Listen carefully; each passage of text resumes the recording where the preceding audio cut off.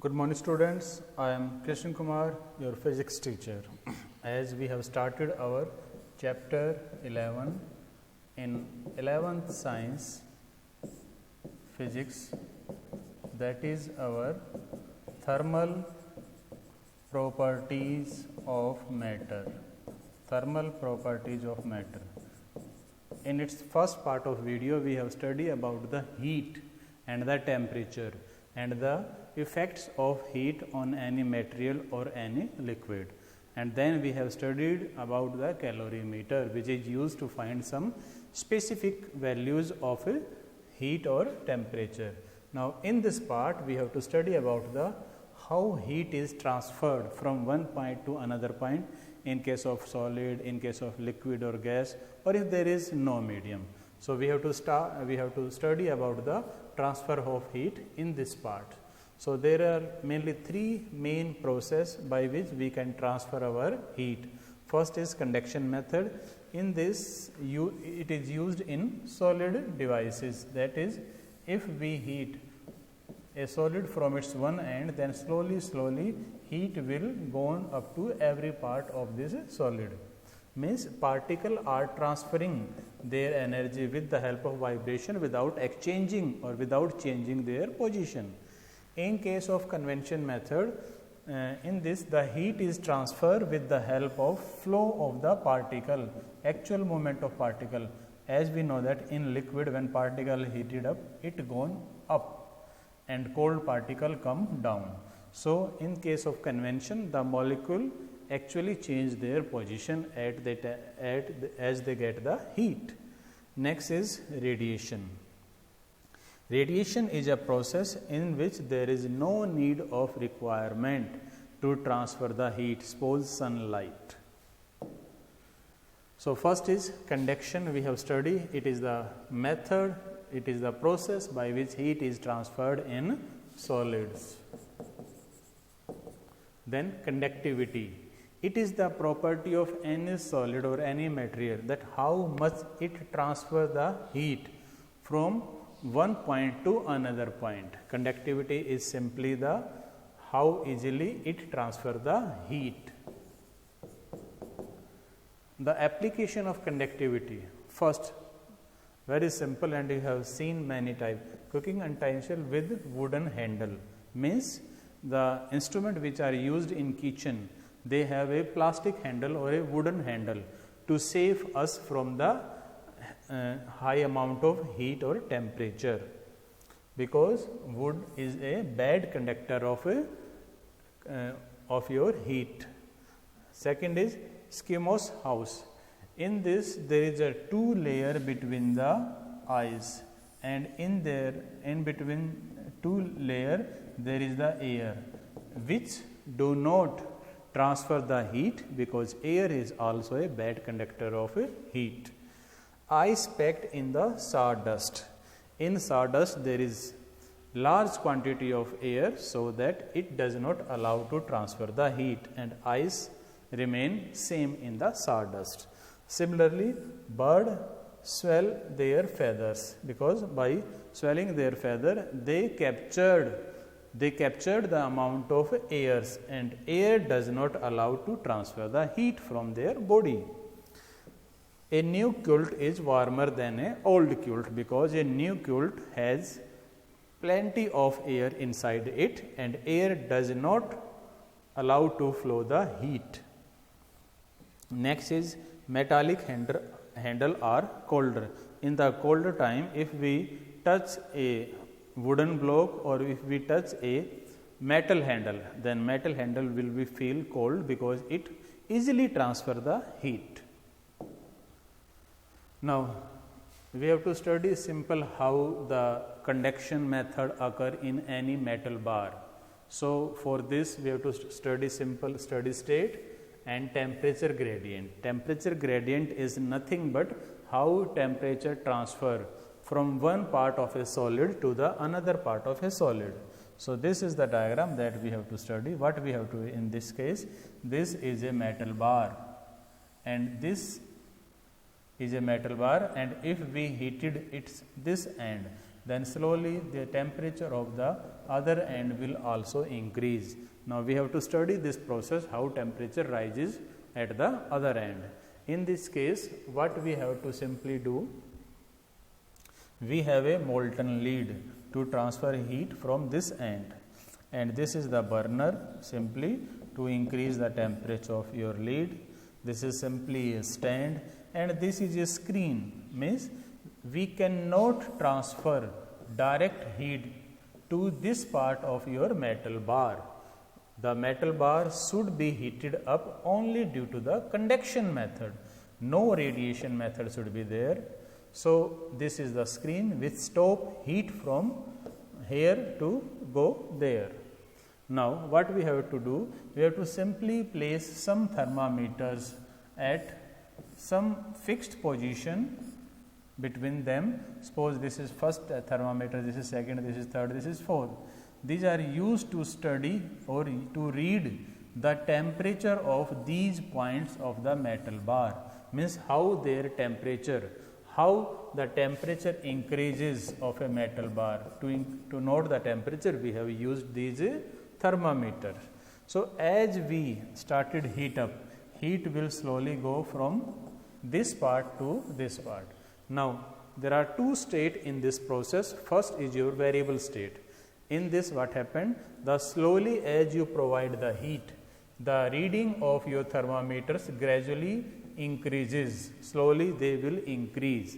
But after some time, when heat gain is equal to heat loss by any part of your metal bar, then at that point there is no increase in temperature indication by your thermometer, and at that point the reading of all thermometers will remain constant. That state is known as steady state, and in this state you will see that reading will be gradually decrease like this, means this thermometer show highest reading, this is low, and this is lower, and this is the lowest reading of a thermometer, that is T4 show lowest energy or lowest temperature.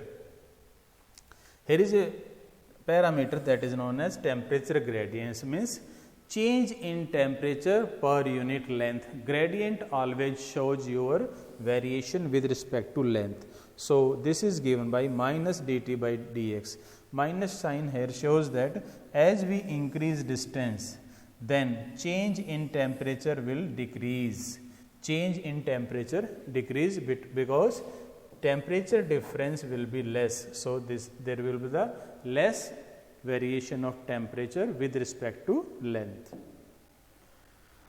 Now thermal conductivity is nothing but the amount of heat depend, means the conductivity of any object, means how it transfer the heat, and the transfer of heat depends upon directly proportional to area, directly proportional to change in temperature, and directly proportional to the time taken to transfer the heat, and inversely to the distance between 2 points. Suppose this is a metal bar, this is the distance from point A and B, it has area of A. Suppose this is at temperature T1, this temperature at T2, and time is T. So these are the parameters that we have assumed to study the thermal conductivity of any material. So amount of heat will depend upon area, change in temperature, time, and inversely proportional to distance between the two faces. So by simply combining, I get this, and if I remove this proportionality constant, I will use K, that is the coefficient of thermal conductivity. K is nothing but the coefficient of thermal conductivity. If here I put area as a unit area, time 1 second, and change in temperature is unit temperature, and distance is 1, then we can simply say that the numerical value of your coefficient of thermal conductivity will become equal to the amount of heat transfer. Amount of heat transfer. Next is, if the small amount of heat is transmitted in time dt. Suppose we have taken a small time interval, that is dt, and for that the heat transmitted is dq.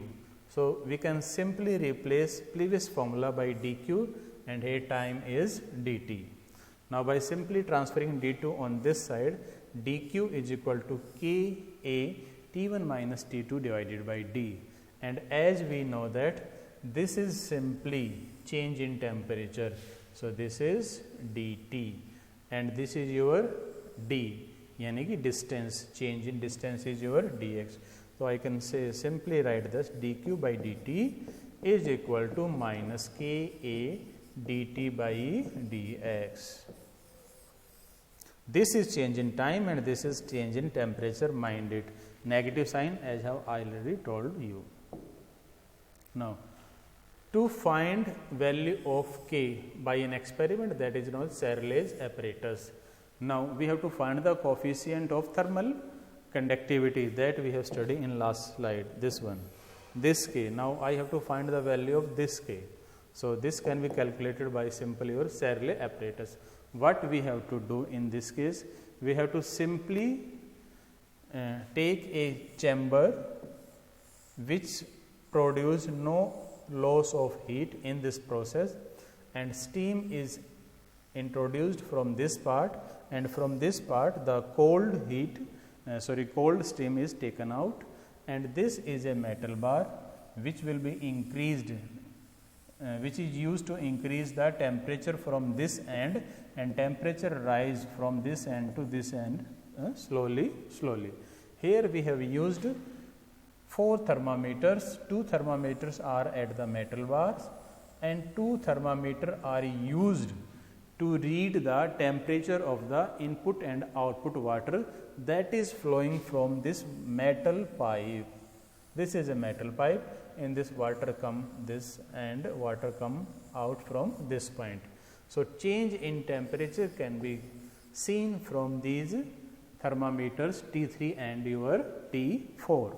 Now, as we know that at steady state, the temperature of all the thermometer, or you can say the thermometer reading will be fixed or constant.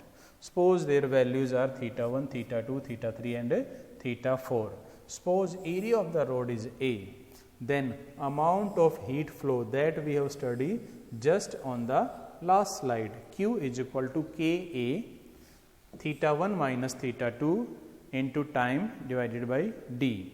Now, as we have studied that if water has a specific heat as C, then amount of heat absorbed due to change in temperature is given by your Q is equal to MC delta T, and here delta T is nothing but your theta 3 minus theta 4. Now, by comparing these two values, this is the heat that is supplied by your conductivity, and this is the amount of heat which is gained by your water. Both should be same. If we assume there is no loss of heat, then we can simply find the value of coefficient of conductivity by this expression. Next method of heat transfer is convection. In this particle flow, actually there is a flow of particle in this process to flow the heat or to transfer the heat. 4 examples. First is ventilation. As we know that we use our ventilators in a room at some height, because the hot air go up and will flow out from your ventilator, and room temperature will be somewhat lower than the outer temperature. Next, your trend wheels formation. This is nothing but the wind flow due to the change in temperature of 2 locations. As we know that this is our this is our earth, then this is your pole and this is your equator. As temperature of equator is higher and temperature of pole is lower, so there is a temperature difference. So there is also a temperature difference of air present at pole and air present at equator. As there is change in temperature, so these temperature difference will cause to flow of air. Next is causes of monsoon. It is also due to the convention that monsoon causes in India. As we know that the temperature of the ground is higher as compared to temperature of the sea, because the water has a specific heat of more quantity. So, as we know that our temperature at the plains is higher, so its air will be warm, and temperature at the sea is low, so the temperature of air will be less. So, simply what we will do, there is a difference in temperature. So, the hot air will flow up and your cold air will flow down, but due to the Himalaya they do not exchange their position. Due to that there is a formation of cyclone. Due to that there is a formation of cyclone, and that causes monsoon in India. Next method is the radiation. As we have studied, without intervening the medium, this is the type of process in which heat is transferred without the use of your medium. Now, in case of radiation, the heat is generally classified with the help of wavelength, and the wavelength of heat radiation is given by the range 8 into 10 to the power minus 7 meter to the 4 into 10 to the power minus 4 meter. This is the variation of wavelength for the radiation of heat, type of heat radiation you can see. And its wavelength, this wavelength depend upon the temperature of the object and the nature of the object. Now, properties of radiation. Now, as we know that radiation can also occur in volume because it does not need any type of environment or medium. Second, it always travel in a straight line. It follows same law of reflection that is followed by the light. It can be refracted. As light is refracted, the radiation heat is also refracted. Its velocity is just equal to the velocity of light. It does not affect the medium. If heat is radiated from point A to B, then medium is not affected due to the radiation method. And it obeys inverse square law. Inverse square law means the intensity of radiation at a particular point is given by inversely proportional to the square of the distance from that point to initial point. So, intensity is inversely proportional to r square. So, it also obeys inverse square law. Now, next topic is your Newton's law of cooling. Newton gives us a simple law that how an object cool, or you can say how an object loses its temperature or loads its heats to the surrounding. So, rate of cooling an object means the change in temperature, or rate of cooling an object depend upon the temperature difference of the object and its surrounding, means how much there is change in temperature between the object and the surrounding. So, the rate of cooling depend upon this temperature. So, if object temperature is theta and surrounding temperature is theta naught, suppose theta is higher and theta naught is lower temperature. So, we simply know that if energy loss dq in time dt, then rate is given by minus dq by dt, because as time increases, the loss in energy will decrease because temperature is decreasing. That is here is a negative sign. Now, simply as we note that this is the rate of heat and it is directly proportional to the change in temperature. So, change in temperature is nothing but the theta minus theta naught. So, from here we can use this proportionality constant. This is a small k, you can say, and as value of k depend upon the area and the nature of the object, means what type of object and what type of the its nature will depend upon the value of k. Now, as we know that by simple equation dq is equal to mc delta t, del theta is nothing but the change in temperature.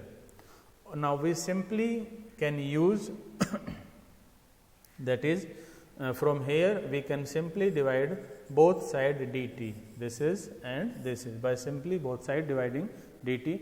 Now as we know that this equation and this equation are similar because both has same left hand side value. So right hand side value will also be same. So by comparing equation first and second, we simply get mc d theta by dt is equal to k theta minus theta naught. Now from here we can say that by simply putting mc on other side, it will become minus d theta by dt is equal to k by mc theta minus theta naught. As these all are constant, so I have replaced by it by another constant, that is capital K. This is the capital K you have to take. Now simply k theta minus theta naught, and this is nothing but the change in temperature. So we can say that d theta by dt is equal to k minus dt. Now integrating both side, by integrating both side we get the final value of this expression, and this is nothing but your d theta by theta minus theta naught is equal to minus k. K is constant and this is your time. So as we know that integration of 1 by x is nothing but log x. So it can be written as log theta minus theta naught, and integration of dt is t, and c is the integration constant. This formula is only valid for a temperature difference of 20 degrees centigrade. Means the difference of temperature between the object and the surrounding should not be more than 20 degrees centigrade. Now there is a graph between the time and your change in temperature. As you can see, both are inversely proportional. So as time increases, the change in temperature will decrease because object loses its temperature with transferring heat to the surrounding. Now I can simply find the value of time from this equation. So this can be calculated as we can see that by finding the value of c, that is your constant from the boundary condition, you can simply say that time is equal to 2.3026 divided by k, and this is log 10. Now I have converted this natural log into base 10. So I have used for this 2.3026. So this is the time of cooling of any object. Now theta naught is the surrounding time. Theta naught is your surrounding time, and theta 1 is your initial temperature, theta 2 is your final temperature of the object, and theta naught is the temperature of surrounding. So you might get some problems of this chapter based on this formula. So this is our chapter 11, that is thermal properties of a matter.